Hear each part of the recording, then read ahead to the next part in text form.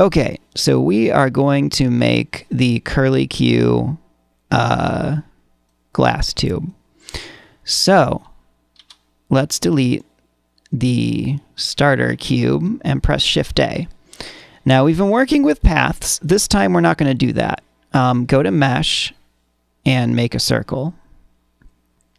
And now go over to the modifier panel and add a modifier. And the one that we want is called screw.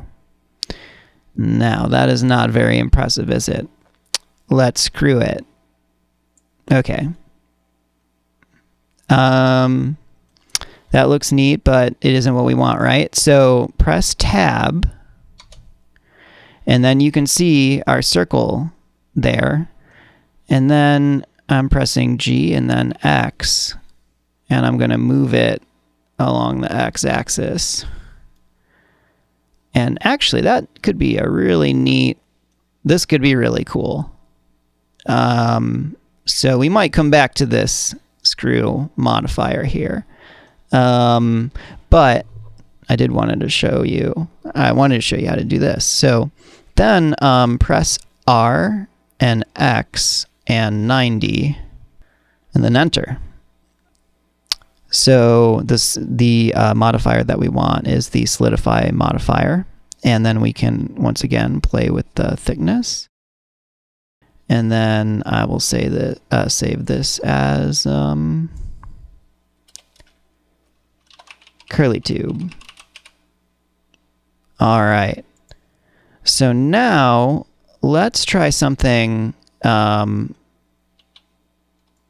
like a curved ramp, and we want things to stay on it.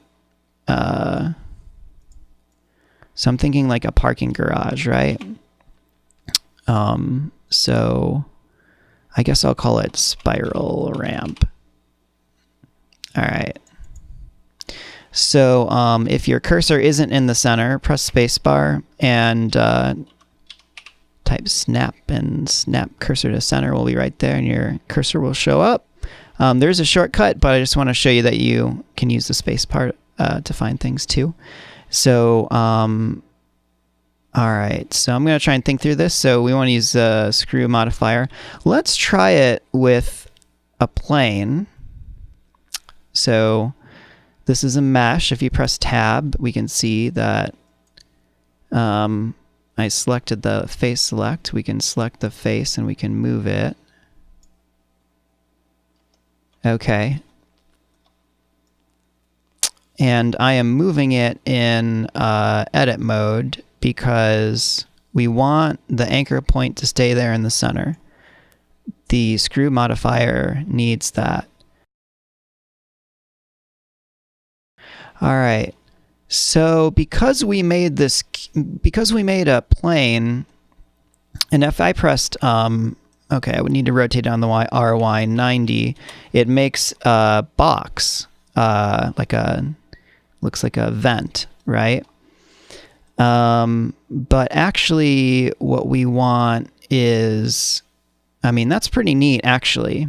And you know what? This could work really well.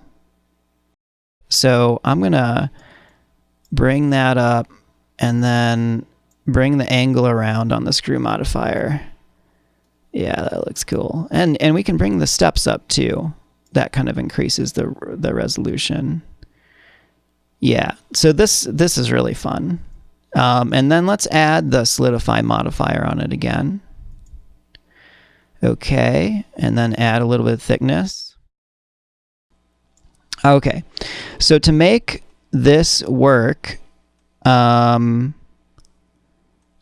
we can edit this cube.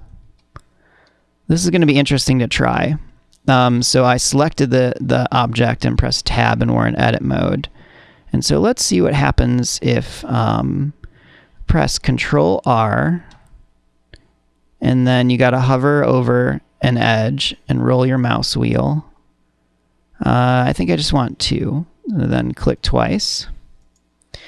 And then I'm going to do one the other way across. So Control R and left click. Yeah, see, it does that. Now that's cool too, right? If you wanted the ball to, I don't know if there was a way you could have something happen where they each got a different, a different area. That's really cool. So now let's see if we delete an edge. So I press X and delete the edge, and X and delete this edge, and X and X.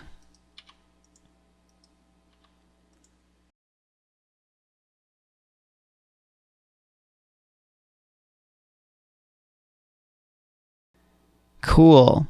So I'm going to go to point select and right click this point and hold shift and right click this other point. And I'm going to bring these down. Okay. Yep. So that happened because we have another point here. So let's just go ahead and you can do something additionally to deleting things. You can actually dissolve a vertices. So dissolving it makes a line, it makes that connection. If you delete it, it would break it. So here's just deleting the vertices, right? We lose it. Undo. And then if I press X and do dissolve vertices, we see that it keeps the line. And then we can do this again. Right click, hold shift, right click, and then bring this down. And then we have this awesome, this reminds me of Matchbox cars. The orange slides and stuff that you would get with Matchbox cars, which is awesome. This is very nostalgic. And this is great. We still are using these array modifiers, so we can have all kinds of fun with this stuff.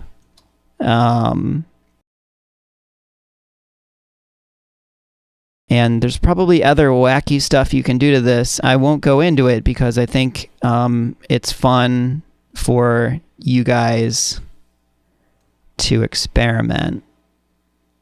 But yeah, this is great. So I do want to see how this looks. So I'm going to bring it in. I am going to spiral ramp. There it is. And I'm going to do generate colliders and do that. Awesome. And then let's bring this in. Going to bring it in here and put that under the ball generator. Okay, cool. And then let's get it to where... So another trick is when you do this, when you're in scene view and you press play, you can make changes to it. Okay, yeah. This is probably needs to be a lot wider. So I'm going to... but the location of this is good. So at this point, I would write down these numbers, 1.66, negative 7.8. And then when I press play, go back in 1.6 and negative 7.8. Do that kind of thing. And then back here, I'm going to press tab. And so to make it wider, what I'm going to do is right-click this and right-click that, and right-click this and right-click that, and turn on this proportional editing tool, and then do S and then Y, and then we can spread that wider. And I'm going to do these two inside ones too. S. I'm going to roll that a little bit better, and then Y. And then I'm going to get it close to the edge, which works better with the smooth shading. Okay. All right, let's see how this looks.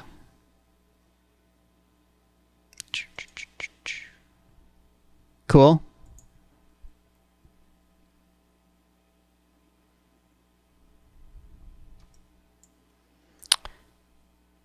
And I was wondering if they were going to stay.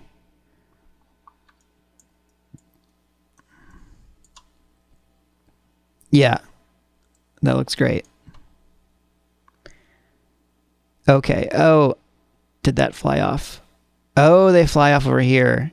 Now there is random spin on these balls, so it might be a good idea to turn that off when you're. Well, it's kind of neat because then it looks a lot more organic. The movement that it's slightly different, but you might need to go in and draw these walls bigger, unless you might get some interesting. Like an interesting pattern of where these things fall off. They could fall in different tubes, right? That could be neat. But yeah, so those are some different pieces that you can make for your kinetic lab that you're building. All right. See you in the next video.